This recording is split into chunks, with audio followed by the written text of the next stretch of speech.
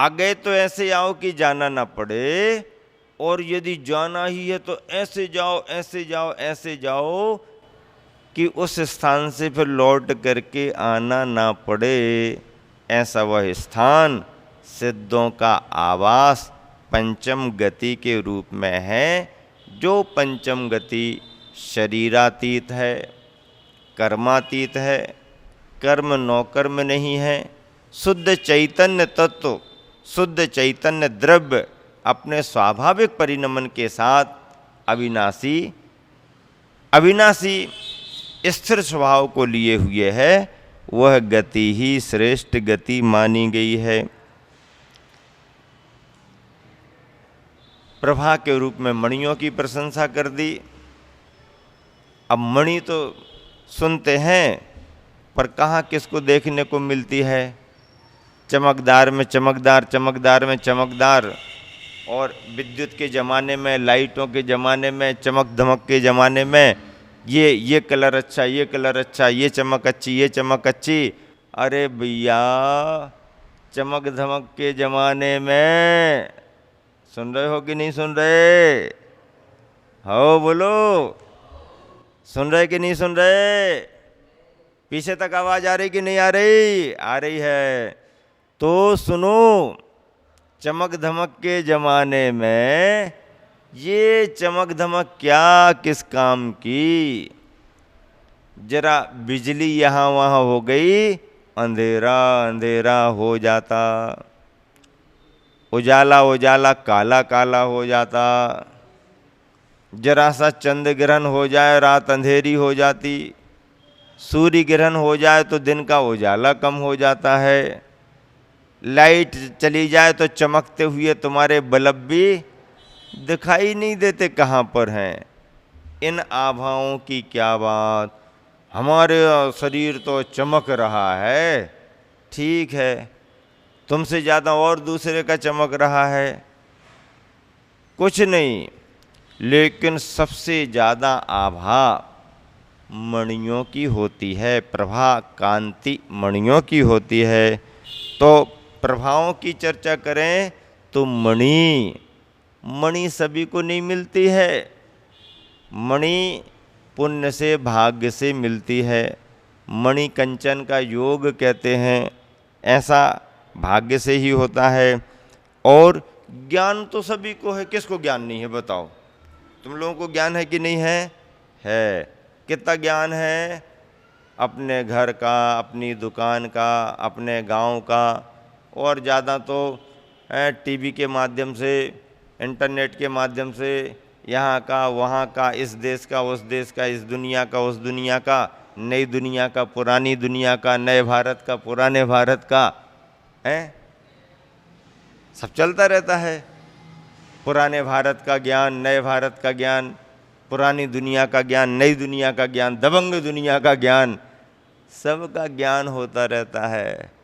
लेकिन ये ज्ञान कहीं ना कहीं जा कर के अपने ही घर के कुएं के पानी के बराबर दिखाई देने लगते हैं।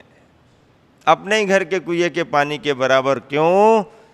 क्योंकि उससे और बड़ी बड़ी दुनिया, बड़ी बड़ी सामग्रियां, वस्तुएं हैं। तो ज्ञान तो पदार्थों का होता रहता है, देश दुनिया का होता रहता है, पर ये ज्ञान सब कोई साथ देने वाले नहीं। पदार्थों का ज्ञान महत्वपूर्ण नहीं है, जड़ का ज्ञान महत्वपूर्ण नहीं है। महत्वपूर्ण है जीवन का ज्ञान, महत्वपूर्ण है परमार्थ का ज्ञान। और ऐसे परमार्थ के ज्ञान में जब आत्म तत्व आता है तो फिर बाहर का ज्ञान, बाहर का विज्ञान फीका फीका फीका फीका दिखने लगता है। बाहर के विज्ञान ने हमारे तुम्हारे लिए क्या दिया? बाहर के विज्ञान ने जो दिया वो इतना ही दिया, जल में तैरने का ज्ञान दे दिया, थल पर चलने का ज्ञान दे दिया और नभ में उड़ने का ज्ञान दे दिया।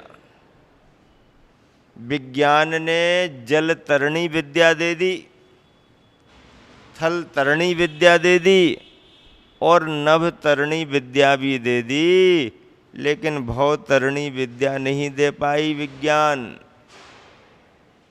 किंतु तीर्थंकर भगवंतों के द्वारा प्राप्त वीतराग विज्ञान ने इन सारी विधा विद्याओं के साथ साथ भवतरणी विद्या भी हमारे लिए दी, जिस विद्या के बल पर हम संसार सागर से पार हो जाते हैं।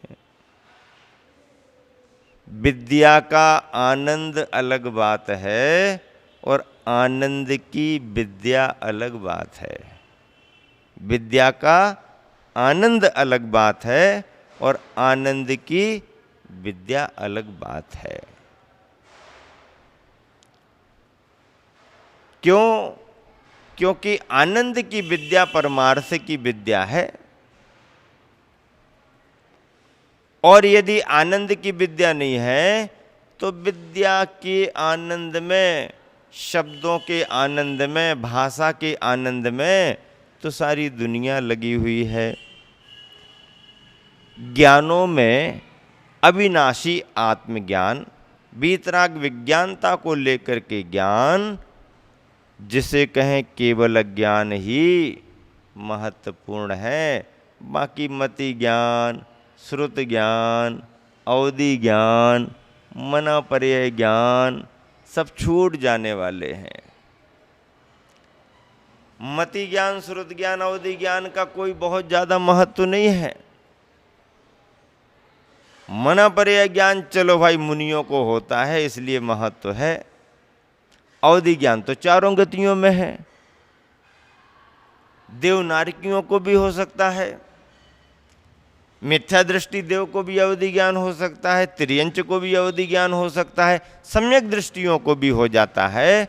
लेकिन मना पर्याय ज्ञान त्रियंचों को नहीं, नारकियों को नहीं, देवों को नहीं, मनुष्यों को है, लेकिन घर में रहने वाले मनुष्यों को नहीं, कपड़ा पहनने वाले मनुष्यों को नहीं। हम तो सफेद ड्रेस पहन लिए हैं ना, पांडरी पांडरी क्या हमने तो सफेद ड्रेस पहन ली, पांडरी पांडरी नहीं। मना पर्याय ज्ञान तो मुनियों को होता है, और ध्यान रखना सभी मुनियों को भी नहीं होता है। जिनका क्षयोपशम वैसा हो जाता है उनको होता है। ठीक है, मना पर्याय ज्ञान अच्छा है, पर वह भी तो क्षयोपशम ज्ञान है, तो उसकी भी प्रशंसा नहीं। अक्षय अविनाशी केवल ज्ञान ही ज्ञानों में श्रेष्ठ ज्ञान माना गया है। इसी बात को गुरुवर आचार्य ने बड़े अच्छे तरीके से पद्यानुवाद में कहा है।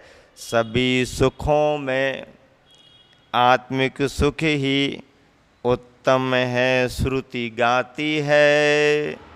सब गतियों में पंचम गति ही उत्तम मानी जाती है। सब आभाओं में मणि आभा मानव मन को भाती है। सब ज्ञानों में अक्षय केवल ज्ञान ज्योति सुख लाती है। केवल ज्ञान को ज्योति कहा है, केवल ज्ञान को ज्योति कहा। तज्जयति परम ज्योति ही समम समस्तैरनंत पर्यायी। दर्पण तलियो सकला प्रतिफलति पदार्थ मालिका यत्र। तज्जयति परम ज्योति, परम ज्योति जयवंत हो। परम ज्योति क्या है?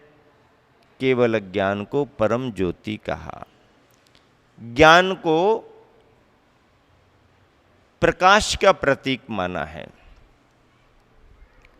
ज्ञान मार्गदर्शक है, ज्ञान उजाला देता है। ऐसी केवल ज्ञान की ज्योति, ऐसे ही केवल ज्ञान को पाने के लिए ऐसे ही अपने क्षयोपशम के रूप में सम्यक ज्ञान को बढ़ाने के लिए दीप प्रज्वलन कराया जाता है। दीप प्रज्वलन में भावना क्या भाई जाती है? ज्ञान का दिया जलाए दे प्रभु, आज मेरे अंतर मन में। ज्ञान का दिया जलाए दे प्रभु, आज मेरे अंतर मन में।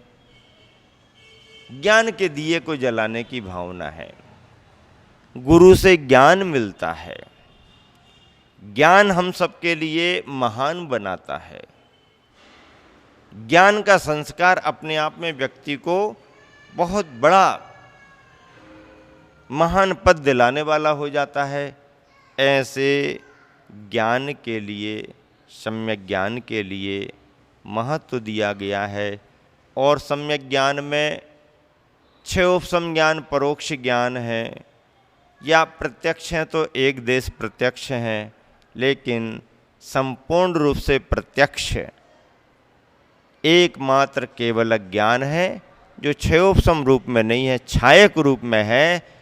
ऐसे केवल ज्ञान की ज्योति महान है। क्या महत्व है केवल ज्ञान की ज्योति का? केवल ज्ञान यदि नहीं होता तो तीर्थंकरों को सर्वज्ञपना नहीं आता। इस तरह ये दो नीतियाँ गुरुवर ने अपने दार्शनिक चिंतन के द्वारा, अपने सिद्धांत के मनन और मंथन के द्वारा सुनीति शतक में निबद्ध किए हैं। ये भाव वर्तमान में इसलिए प्रासंगिक हैं कि हम सभी चाहते हैं कि हमारा भविष्य उज्ज्वल हो। क्या चाहते हैं? हमारा भविष्य उज्ज्वल हो। अब कोई विद्यार्थी बच्चा कहे कि हमको तो 100 में से 100 नंबर मिलना चाहिए, तो फिर अपन क्या कहेंगे कि पढ़ाई भी उसी के अनुसार करो, पढ़ाई भी उसी के अनुरूप होना चाहिए। नहीं नहीं, हम पढ़ाई करना तो नहीं चाहते हैं, लेकिन नंबर तो 100 में से 100 मिलना चाहिए। तो बिना पढ़ाई करे 100 में से 100 नंबर कैसे मिलेंगे? नहीं नहीं, हमारे पास बहुत रास्ते हैं, बिना पढ़े भी 100 में से 100 नंबर ले लेंगे।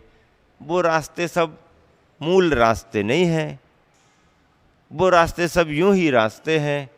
मोक्ष मार्ग का, धर्म का तो एक ही रास्ता है कि जैसे तुम्हारे परिणाम होंगे वैसी तुम्हारी परिणति होगी, और फिर परिणति होगी तो परिणति के अनुसार फिर परिणाम बनेंगे, और परिणति परिणाम, परिणति परिणाम, मति और गति, मति और गति, मति और गति, मति और गति, गति और मति, गति और मति, मति और गति, मति गति, मति गति, मति गति चलती ही रहती है, चलती ही रहती है। क्योंकि विचार निरंतर आते रहते हैं। मन वालों को तो विशेष विचार आते ही आते हैं। जो बिना मन वाले जीव हैं उनके भी मन के बिना ही, भले विचार को मन के रूप में ना लें, पर भावों के रूप में तो इष्ट अनिष्ट की कल्पना आती ही रहती है, भावानुभूति उनको वैसी होती ही रहती है। तो इस तरह से संसार में ऐसा कोई प्राणी नहीं, कोई जीव नहीं जिसके भाव न रहते हों। और यदि भाव हमारे केवल अपने तक सीमित हैं, केवल अपने लिए ही हैं, राग द्वेष से प्रेरित हैं, विषय कसायों से प्रेरित हैं, तो इस मति के लिए, इस बुद्धि के लिए, इन विचारों के लिए अशुभ कहा है। और अशुभ विचार हमारे भविष्य को शुभमय नहीं बना सकते हैं। हमारा भविष्य शुभमय हो, इसलिए विचारों को भी हमें शुभमय बनाना पड़ेगा। मति शुभ होगी तो भविष्य हमारा, गति हमारी शुभ होगी, और मति अशुभ है तो हमारी गति, हमारा भविष्य भी अशुभ रहेगा। और यदि आपको इन सब से ऊपर उठना है तो मति और गति दोनों का अभाव करना पड़ेगा। ऐसा किसने कहा कि मति और गति के अभाव में ही श्रेष्ठता है? तो सन्मति भगवान वर्धमान स्वामी ने अपनी दिव्य ध्वनि में कहा है। ऐसे मति और गति के स्वरूप को समझने के लिए ढेर सारे ग्रंथ हैं, शास्त्र हैं। आप स्वाध्याय करो तो बस, आप तो केवल इसके आदि हो, महाराज जी प्रवचन सुनाओ, महाराज जी प्रवचन सुनाओ, महाराज जी प्रवचन सुनाओ। तो महाराज जियों के प्रवचन कब तक सुनते रहोगे? और कोई भी महाराज जी तुम्हारे लिए कब तक प्रवचन सुनाते रहेंगे? अरे भाई, निर्ग्रंथ तो तुम्हारे लिए कभी कभार मिलते हैं। ग्रंथों को अपने पास रखो, आप निरंतर उनका स्वाध्याय कर सकते हो। ग्रंथों को अपने पास रखो, आप निरंतर उनका स्वाध्याय कर सकते हो। और ग्रंथ को आपने अपने पास रख लिया तो वही ग्रंथ ज्ञान दे दे करके, उन्हीं ग्रंथों से ज्ञान प्राप्त करके तुम अपने मन की ग्रंथियों को भी तोड़ सकते हो, ग्रंथियों को भी दूर कर सकते हो। और यदि ग्रंथों के पढ़ने पर भी तुम्हारी ग्रंथियां दूर ना हो तो किसी निर्ग्रंथ के चरण पकड़ लो,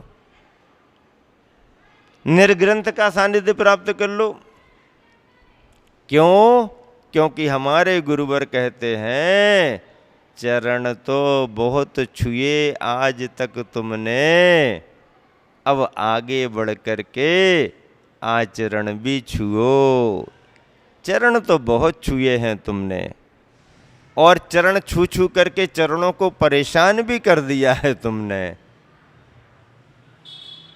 गुरुवर आचार्य श्री कहते हैं, चरण तो बहुत छू लिए तुमने, अब छूने को मिल जाए तो अच्छी बात है, नहीं भी मिले चरण छूने तो कोई बात नहीं। क्योंकि भीड़ भाड़ कम हो, एक आध दो जन हो, विवेकी हो, व्रती हो तो बात अलग है। असंयमी और अविरती लोग आते हैं, श्रद्धा खूब रखते हैं। गुरुवर आचार्य श्री से हम लोग कहते, गुरुदेव क्या फर्क पड़ता है, चरण ही तो छूना चाहते हैं।